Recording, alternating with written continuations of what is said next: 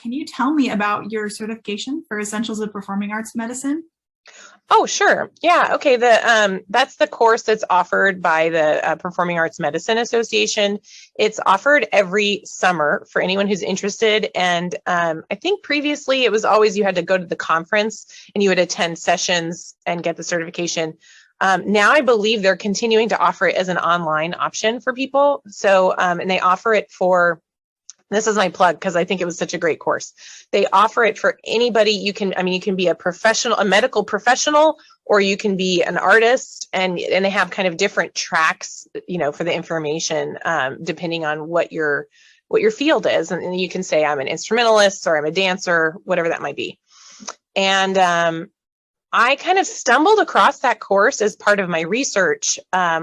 I was injured in my embouchure, like an overuse injury right in this area about, 2.5 years ago now. 2019, I think it was late 2019.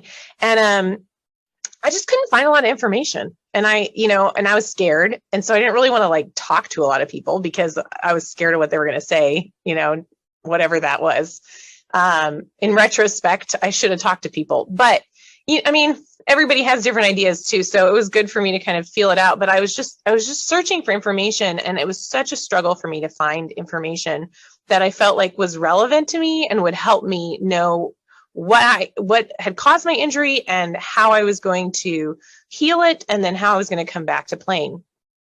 And because I couldn't find anything, I kind of took it on myself to create a resource for people to find things. And as I was, you kind of take this deep dive, clicking through stuff all the time. So I was really just trying to compile anything that I thought would be relevant. And I found this course, and it was so funny. It was June 30th at 8:00 at night. And it said you had to register by midnight on June 30th to take it this summer. And I was got out my credit card and was signed up in 5 minutes. But it just felt fortuitous to take that course. There was tons of great information that I think every teacher should have. And certainly any serious student or performer, just about our bodies, how they work, how the risk factors we have as musicians, just considerations that we can, basic everyday things we can do to improve our quality of playing and our physical selves while doing it. So that's neat. It's a really neat thing. So I think it's probably safe to say that this research and your injury probably influenced your website, brassinjury.com. Can you talk about that website and just tell us about what that resource is? Yeah, so that was the culmination of this project I was just talking about. And it's not finished. There's always new stuff. In fact, there's constantly new stuff, which is really exciting. I think there's a lot of content being generated in this area right now. Maybe I'm just more aware of it now. I don't know. But the website itself is it's organized. I don't know. I need to consult a librarian. It's organized in a way that it's kind of by kind of resource, like websites and articles. You can find videos that are interesting that I've sort of mined from YouTube and other places. There's another section with books and teaching materials, things. So it just kind of depends on what's, I was thinking about it from how do I want to engage with this information? Sometimes watching a video is exactly what I want to do. And other times I want a book that, so it's kind of set up that way. But it'd be cool to have it by topic as well. But it's also hard because there's so many layers. So that became my beast, trying to figure that out with a big spreadsheet. But I really love that. I'm proud of that website. I think it's got a lot of resources and hopefully a way that can direct people to information that they need. And I'm constantly updating it. So if anybody watches this and they've got a cool video, or they know somebody, or they like something that helped them, I want to know about it so I can add it to the resources. Yeah. Do you mind maybe highlighting a couple of your top resources for injury prevention, or just feel free to pull it up, but a couple of things that maybe you think all teachers should know about, or was just yes, absolutely. So let's talk about this. There's a section for educators, And so for me, a big part of my recovery was actually returning to something I often did while I was in school, which was the Alexander technique. That I had a lot of experience with that in my time in Pittsburgh when I was getting my master's degree. And when I got injured in my face, I knew enough about the Alexander technique to recognize that what was happening in my face was not isolated, and that I needed to be completely I need to look at the whole system and how I was thinking and how I was moving in relation to my life and to the horn. So this was another thing. It was like, okay, it's a pandemic. What am I going to do? So books. I got out my old body learning. I'm looking at over here. And there's another great book, The Alexander Technique for Musicians. And there's a million books out there on Alexander Technique. Those are kind of the two that I liked because I found them accessible.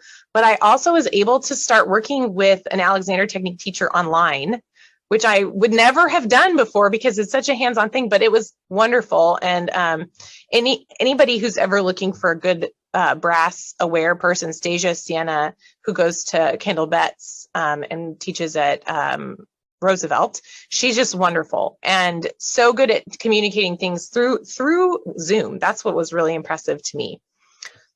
So yes, Alexander technique, anything just body awareness, I think is super important for anyone to think about. There's a directory, like there's a practitioner section on the website that includes directories that I've found, like Alexander technique teacher directories, medical practitioners, orthopedic, occupational therapists. I mean, those kinds of things that, so you can kind of branch out into what you like.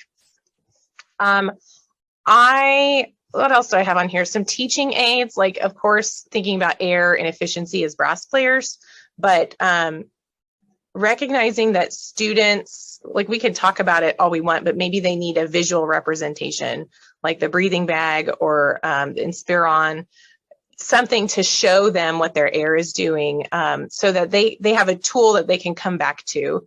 So I talk about that a lot when I talk about injury prevention pedagogy. What are some other things?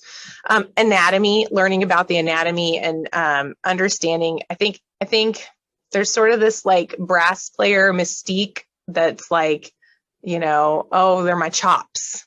Well, yeah, but they're muscles, and they're specific muscles, and they have a specific role in playing every kind of brass instrument, right? And there are people out there who totally understand this, just like they do for athletes, but the information is not getting from the people who study the anatomy and the function to the people who utilize that anatomy, us musicians. So one thing that I will say to anybody who wants to know more about brass injury is there's two people who are working very closely together right now in this field, and that's Dr. Bronwyn Ackerman, who is an anatomist, not a musician, and she's been working with Frankie Lacerdo, who's a horn player in Perth, Australia. And Frankie has started a program called Brass Rehab, and his approach is completely like a science-based approach, where he's understanding how everything works, and he's worked with her because of his own injury, and he's giving really specific information and exercises to help people understand their actual injury, which is really exciting. We're not just guessing. This is what we're kind of doing for a long time,